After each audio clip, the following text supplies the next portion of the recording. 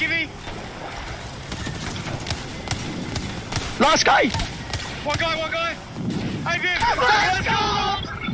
Hi friends, every good team has an IGL. This stands for in-game leader. If you watched the ALGS playoff finals on Sunday, you would have seen the best pro teams in the world competing against each other, and each one of them had an IGL making up the calls for the team. A big congratulations to Reignite, who were the winning team, and they even said in their victory speech how important their IGL was. Today I'm going to analyse the epic ALGS finals and show you examples of what the pro IGLs do to be the best in the game. By the way, having an IGL isn't just a pro strategy. In your ranked compositions, it can be really helpful to have an IGL. Even if you're playing with randoms, you can still be the IGL. Shiv is a great example of someone that gets to Masters and Predator every season playing with randoms by becoming the IGL. So let's get into the analysis and see how you can become an IGL to win more games in Apex Legends. I'm going to start by talking about legend selection. Typically, as an IGL, you want a legend that allows you to be a little bit more aggressive, to peek fights and scout areas more easily. You'll find most IGLs choose a movement legend to help them with this. Here are the legend selection rates from the Split 2 playoffs. You can see Valkyrie is in fact the most picked legend, and nearly every team had a Valkyrie. You can also see Ashe and Horizon quite high on this list, and even Octane in the top 10. Now because it's the playoffs, teams tend to be a little bit defensive, hence why you see Caustics and Watson so high up. And of course, every team needs a Gibraltar, although Newcastle might change that a little bit next season. But why do you want a more aggressive legend as an IGL? Well, one key part of your role as an IGL is to forward scout areas for your team. You're the one that plays on the front foot and checking where the best plays make sense. Look at Sweet here for NRG. He's scouting the area first before calling to his team to follow. Need to. Side, come to the stairs and climb up the stairs right now. Come to me and climb up the stairs. You notice he's also playing Valkyrie, and this gives him the movement ability to forward scout areas and still drop back if he needs to. Also look at How doing something similar in terms of forward scouting an area. There's a team up top. It's like impossible for me to see if anyone's... There probably is someone in there, but... I can't see. Corners, I think. Yeah, I can't really see.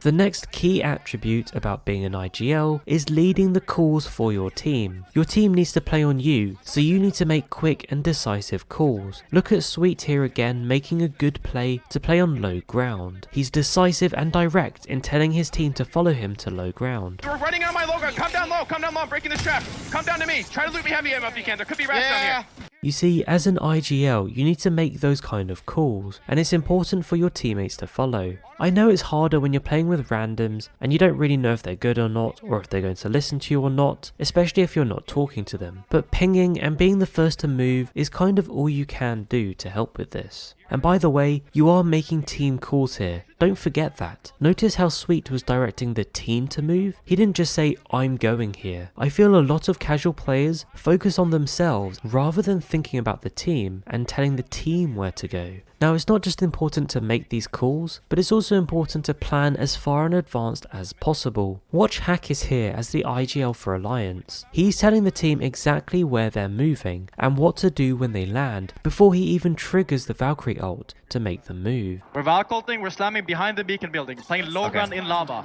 Low ground in lava, that's where we're playing. Low ground lava, okay, yeah. You see there, it was a tricky move to low ground for Hackis and the team, but because he did that forward planning, the team know exactly where to land, and because of that, they're able to group together and get a solid position in the next zone. Your calls don't just have to be about positioning though, sometimes it's about telling your team where to focus their fire. Watch Sweet from NRG in this clip, and you'll see how he's guiding his team on where to focus their shooting. I'm gonna Get these kills right here, get these kills right here. Reloading. Crack. Give me crack. Guiding your team's abilities and when to use them is also really important. Check here how Sweet tells Rocker to use his ultimate, and Rocker doesn't use it until he gets Sweet's go ahead. Should I ult? Yes. On red ping, we can kill these kids after. They're all batting in front of us. 38. In addition to this, calling the tempo of the play is another factor that an IGL has to decide. It's also a major area I see casuals ignoring. As the IGL, you should know when to speed up and slow down, not just for yourself but for the whole team. Listen to Hackis and Sweet both saying in these clips to chill. Nice, chill. We have this spot now. Chill now. That chill call by both Hackis and Sweet in the different clips allows the team to know what tempo they need to play at. By the way, don't be afraid to take a minute to think. Not every IGL can make impulsive decisions, and sometimes impulsive decisions aren't even the best choice, so taking a moment to think is a good idea. Hal is one of the best IGLs at vocalizing when he needs a minute to think. I'm trying to think here. I'm trying to think. Yeah, 30 seconds, boys. You guys, I'm trying to think here. We can also oob, I think. I'm trying to think here. Now TSM didn't really do very well in this tournament, but they did win one game, and for most of that, it was where Hal took time to think about the plays, so this is a really good thing to do and can certainly help you win more games. And I know it's tempting to just run into fights, but if you're in higher tier lobbies, especially where the players are better than you, then you just need a bit of patience, and taking the time to think can make a difference. There are just a few more points I want to share from the pros to help you be a great IGL. Checking the inventory is a good one. If you watch pro teams, it's always the IGL asking about the team's inventory. Look at Skittlecakes here asking for his team's grenade inventory. Who needs nades? I have one arc. I do. Okay, here's a thermite. Through doing this, Skittlecakes ensures every team member has a nade, and they actually ended up winning this game, so spreading out the nades turned out to be quite an important move. Heals and team kills are other things IGLs commonly check. A lot of my tips so far have focused on IGLs making calls and teammates following, but you do need to be flexible as an IGL. See Sweet here making a call, but then changing his mind straight away because he's adapting to the situation. We need to wait for next bub and then cross it all together, okay? I think just they just got charged fried inside. They just got fried inside. Cross down, cross down. So that's a good example of how you need to adapt to different situations and not be afraid to change the calls you make. Something else that's really important for an IGL is team awareness. How many times have you been in a game where you've got a teammate that just runs into a fight and then dies, and they then say, "Why weren't you with me?" Or they say to you that they've cracked or downed 2 of the enemies, and if you'd been with them, then you would have won that fight. However, as an IGL, it's your job to have some map awareness and know where your teammates are and how their health is. There's no point pushing into a fight as an IGL alone if you know your teammates can't help you. For example, if they're too far away and it's going to take them time to get to you. Or if they're low on health, then there's no point pushing a fight. So sometimes you need to have that team awareness and consider if your whole team is in a position to fight. And moving on to my final couple of points. This one's about positive reinforcement. Sweet from NRG is probably the best IGL at giving positive reinforcement to his team. It's about saying well done to your teammates, and I know it sounds really simple, but it's so easy to forget to do. They sometimes forget to congratulate and say well done to their teammates. As the leader, it's really important you do this, and check out this clip from NRG. They didn't win this game, but there was some good play, and Sweet, as the IGL, made sure he recognized that from his teammates. Please do excuse the bad language in this clip. Good shit, Nate. Good job, Nate.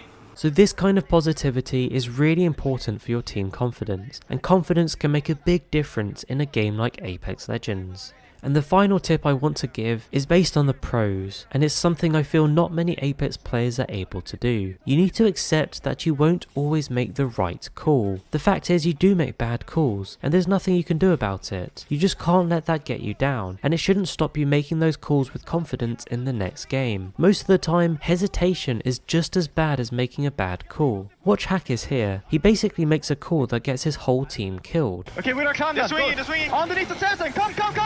Run. They're pushing out. They're pushing out. Come. Oh, this is This is no. here. Oh, that's not good. Now this clip is early on in game 2 or 3 out of 7 from the finals, but you see in later games Hackis shakes this off and he's still making bold and confident calls through the games. So this is a really good example where you shouldn't be worried about bad calls. Instead of worrying about them, think about what went wrong and then try and learn from them. And there you have it. That's my analysis on how to be a pro IGL from the pro teams in the Split 2 ALGS finals. I hope this helps you be a better leader in Apex Legends, whether it's with friends or complete randoms, because it really could help you win more games. Don't forget to like and subscribe. Thank you so much for watching, and I'll catch you later.